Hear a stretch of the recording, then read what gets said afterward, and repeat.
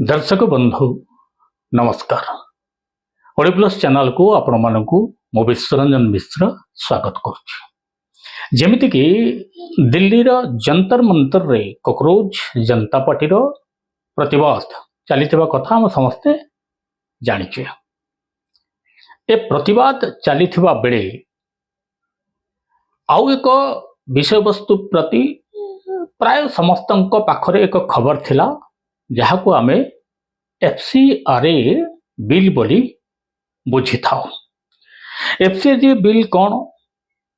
वर्तमान केंद्र सरकार यह उपरे आउ एक बड़ पदक्षेप नवा पई जाउचंती काहेकि एथिपई विदेशी राष्ट्र मानकर केउ भली प्रतिक्रिया सामना को आसुची एवं यहाको नै एते बड़ चर्चा काहेकि ए संबंध रे आलोचना करिबार प्रकृत समय आसी। कारण कॉकरोच जनता पार्टी प्रतिवाद सरी जाइए। शिक्षा मंत्री पदरु धर्मेंद्र प्रधान इस्तीफा हो जाइए एवं पूर्व भली जो मनसून शस्त्र व लोकसभा जो शस्त्र वर्तमान चली जो बिल गुड़िक आगत हवाक जाऊँगी ए संबंध में जिते गुड़िए प्रस्तावना रही बिल आगत हबार अच्छी एथिमध्यरु एफसीआरए बिल को नहीं एक बड़ धरणर चर्चा रही। एफसीआरए बिल कौन? प्रथम एक कथा को बुझा पड़ो। Foreign contributing regulating act. A foreign contribution कौन?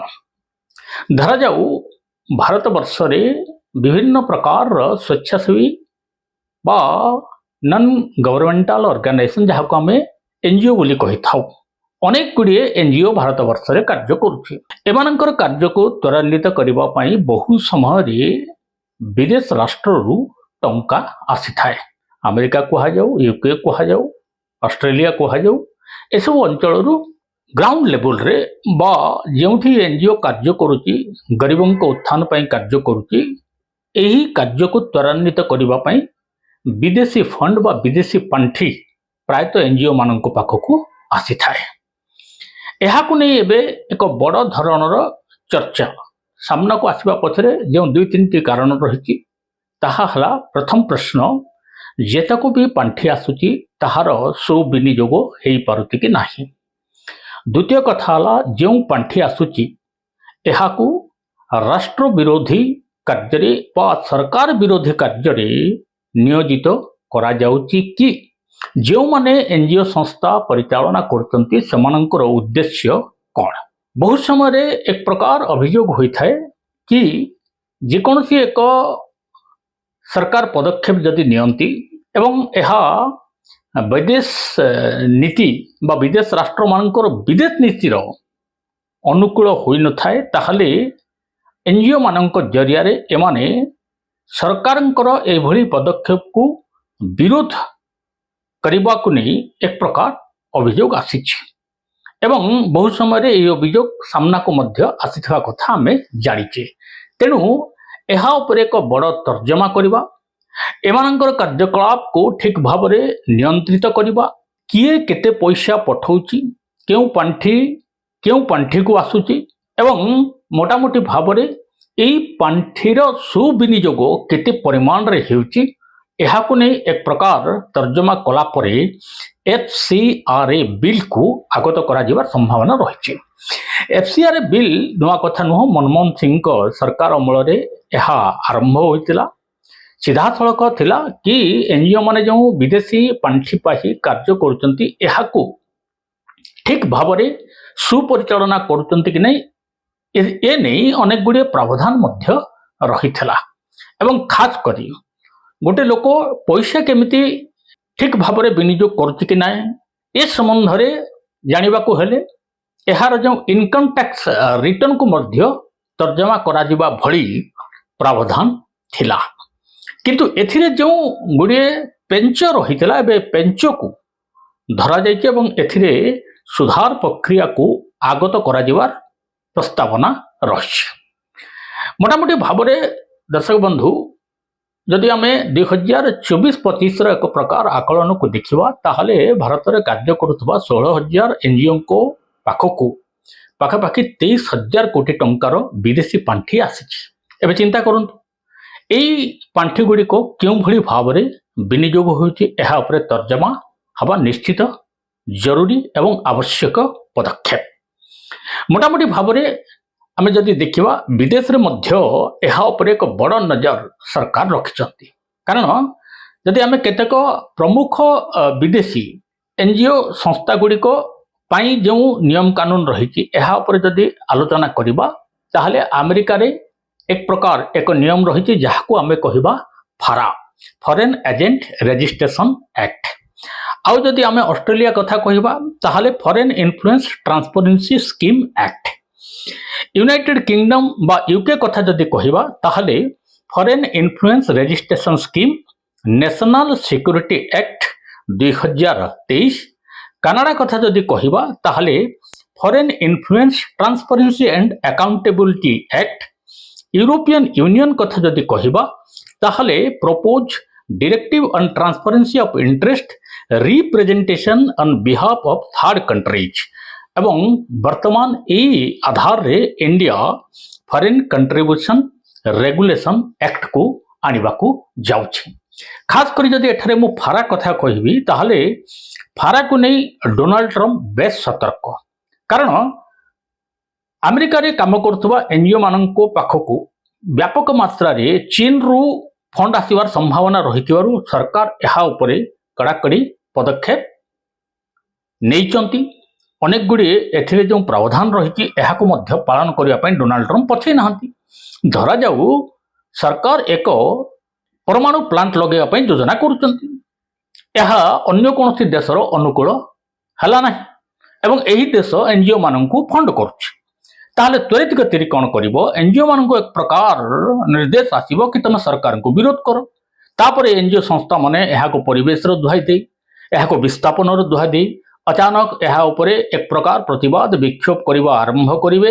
ଏଥିରେ କୋର୍ଟ କଚେରୀ ମାମଲା ପଶିଯିବ ଏବଂ ସରକାର ଯେଉଁ ଦ୍ରୁତ ଗତିରେ ପରମାଣୁ ପ୍ଲାଣ୍ଟ କରିବାର ଯୋଜନା କରୁଛନ୍ତି ଏଥିରେ ବାଧା ଆସିବା ସୁନିଶ୍ଚିତ। ତେଣୁ ମୋଟାମୋଟି ଭାବରେ ବିଦେଶୀ ରାଷ୍ଟ୍ରମାନଙ୍କର ଯେଉଁ ଟଙ୍କା ଆସୁଛି ବା ପାଣ୍ଠି ଆସୁଛି ଏହାକୁ ନେଇ କୌଣସି ପ୍ରକାରର ରାଷ୍ଟ୍ରୀୟ ବିକାଶରେ ଯେମିତି ଏହି ଟଙ୍କାକୁ ବାଧା ପହଞ୍ଚାଇବା ପାଇଁ ବ୍ୟବହାର ନ କରାଯାଏ, ଏଥିପାଇଁ ଆଗୁଆ ପଦକ୍ଷେପ ସ୍ୱରୂପ ଏଥିରେ ଯାହା ପ୍ରାବଧାନ ରହିଥିଲା ଏହାକୁ ମଧ୍ୟ ତର୍ଜମା କରାଯାଇ କିଛି ନୂଆ ପ୍ରାବଧାନକୁ ଏଥିରେ ଯୋଡ଼ି ଦିଆଯାଇଛି।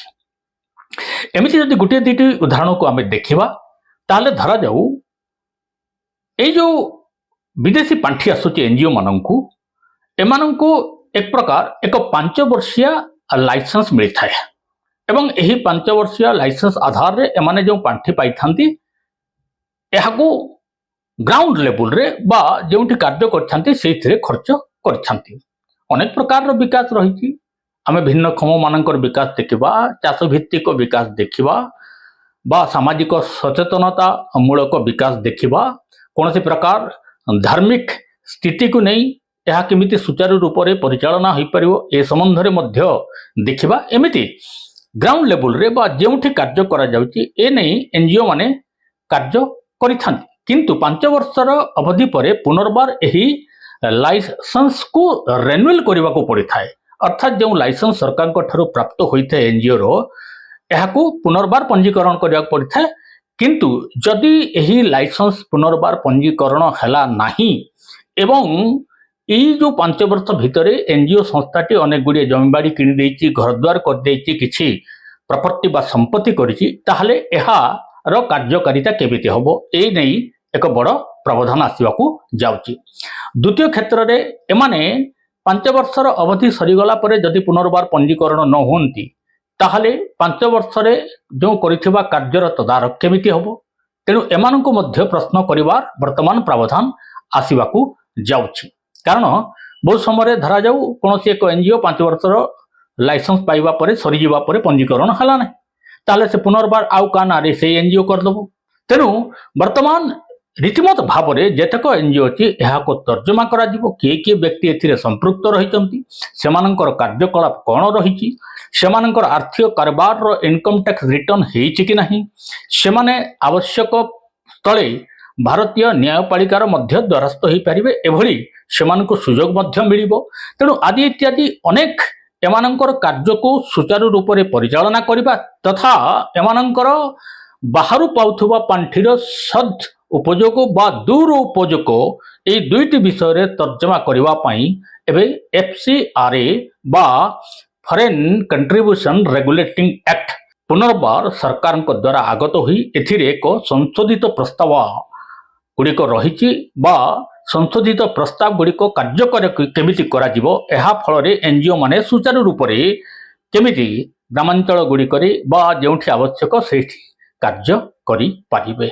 ତେଣୁ ମୋଟାମୋଟି ଭାବରେ ଏବେ ଆପଣଙ୍କର ସମ୍ଭବତଃ ବୁଝିବାର ଅସୁବିଧା ହେଇନଥିବ କି ଅଷ୍ଟ୍ରେଲିଆ ହେଲା, UK ହେଲା, ଆମେରିକା ହେଲା, କାନାଡ଼ା ହେଲା, ଏଭଳି ଦେଶମାନଙ୍କରେ ବି କାର୍ଯ୍ୟ କରୁଥିବା NGO ମାନଙ୍କ ଉପରେ ସରକାର ରୀତିମତ ନିୟମ କରିସାରିଛନ୍ତି ଏବଂ ଏହାକୁ ମଧ୍ୟ ତଦାରଖ କରୁଛନ୍ତି। କାରଣ ସବୁ ସରକାରଙ୍କର ଡର ରହିଛି କି ଏଭଳି NGO ଜରିଆରେ ଯେମିତି ସରକାରୀ ବିକାଶରେ ବାଧା ପ୍ରାପ୍ତ ନ ହୁଏ ବା ଏମାନେ ରୀତିମତ ବୈଦେଶିକ ପାଣ୍ଠି ପାଇ ଏହାକୁ ସରକାର ବିରୋଧରେ ହିଁ ବ୍ୟବହାର କେମିତି କରିବାକୁ ସୁଯୋଗ ନ ପାଆନ୍ତୁ, ଏନେଇ ଯେଉଁ ନିୟମ କାନୁନ ରହିଛି ଏହି ଆଧାରରେ ଯଦି ଦେଖିବା ତାହେଲେ ଭାରତରେ ମଧ୍ୟ NGO ମାନଙ୍କୁ ନିୟନ୍ତ୍ରଣ କରିବା ପାଇଁ ସରକାର ଏହି FCRA ବିଲ୍କୁ ଅତି ତ୍ୱରିତ ଗତିରେ ଲାଗୁ କରିବା ପାଇଁ ବର୍ତ୍ତମାନ ଯୋଜନାବଦ୍ଧ ଭାବରେ କାର୍ଯ୍ୟ କରୁଛନ୍ତି। ଦର୍ଶକ ବନ୍ଧୁ, ଏ ଥିଲା ଓଡି ପ୍ଲସ୍ର ଏହି ଅଧ୍ୟାୟର କାହାଣୀ। ଆମେ ପୁଣି ଥରେ ଆପଣମାନଙ୍କ ପାଖକୁ ଆଉ ଏକ ନୂଆ ଘଟଣା ନେଇ ସାମ୍ନାକୁ ଆସିବୁ। ଆପଣମାନଙ୍କୁ ଯଦି ଆମର କାର୍ଯ୍ୟକ୍ରମ ଭଲ ଲାଗୁଥାଏ ତାହେଲେ ନିଶ୍ଚିତ ଭାବରେ ଆମ ଚ୍ୟାନେଲକୁ ଲାଇକ୍ କରନ୍ତୁ, ସବସ୍କ୍ରାଇବ୍ କରନ୍ତୁ, ବେଲ୍ ଆଇକନ୍ ବଟନଟିକୁ ଦବାଇବାକୁ ଜମାରୁ ଭୁଲନ୍ତୁ ନାହିଁ। ଜଣେ ନୂତନ ଚ୍ୟାନେଲର କାର୍ଯ୍ୟକର୍ତ୍ତା ହିସାବରେ ମୁଁ ଆପଣମାନଙ୍କୁ ଅନୁରୋଧ କରିଛି ଏହି ଚ୍ୟାନେଲକୁ ଆଗକୁ ବଢ଼ାଇବା ପାଇଁ ଆପଣଙ୍କର ସହଯୋଗ ଆମର ନିତ୍ୟାନ୍ତ ଆବଶ୍ୟକ ରହୁଛି। ନମସ୍କାର।